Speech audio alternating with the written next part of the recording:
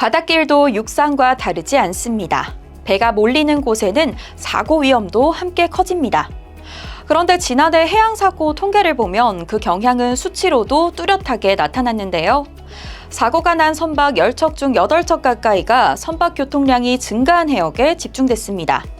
이번 바다로에서는 선박 교통량 변화 속에 해양사고 양상이 어떻게 달라지고 있는지 짚어보겠습니다.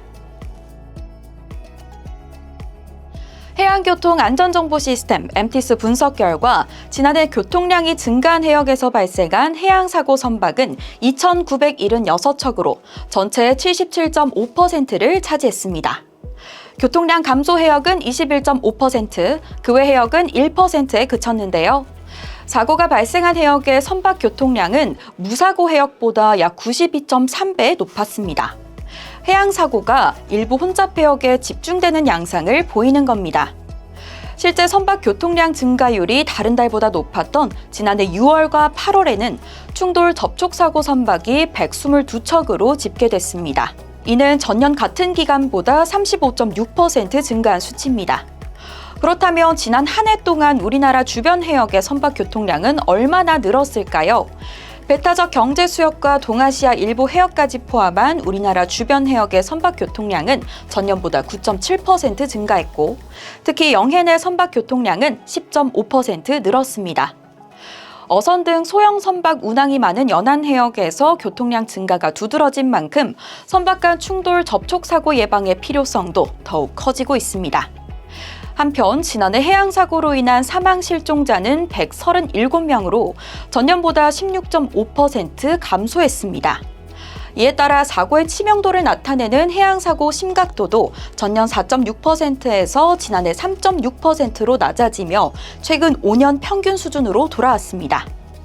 하지만 해상 추락이나 어구, 줄 등에 의한 신체 가격처럼 조업 현장에서 발생하는 안전사고는 오히려 증가했습니다.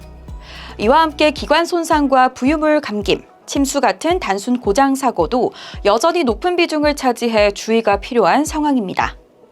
특히 지난해 단순 고장 사고는 전체 해양 사고의 72.7%를 차지했는데요. 문제는 이러한 단순 고장 사고가 기상 악화와 겹칠 경우 침몰이나 전복 같은 대형 인명사고로 이어질 수 있다는 점입니다. 최근 해양 기상 환경도 이런 우려를 뒷받침하고 있는데요. 기상청에 따르면 지난해 국내 해역의 최대 유입하고는 전년보다 모두 증가한 것으로 나타났습니다. 이처럼 최근 해양사고는 선박 교통량 증가와 기상변화, 조업 여건 등이 맞물리며 더 복합적인 양상으로 나타나고 있습니다. 이에 공단은 데이터 기반 예방 체계를 강화하고 있는데요. 대표적으로 운항 시간과 운항 거리가 일정 기준을 넘을 경우 사고 위험이 커진다는 점에 착안해 기준 초과 어선에 안전사고 주의 알림을 제공하고 있습니다. 인공지능을 활용해 최대 3일 앞까지 해상교통 혼잡도를 예측하는 서비스도 운영 중인데요.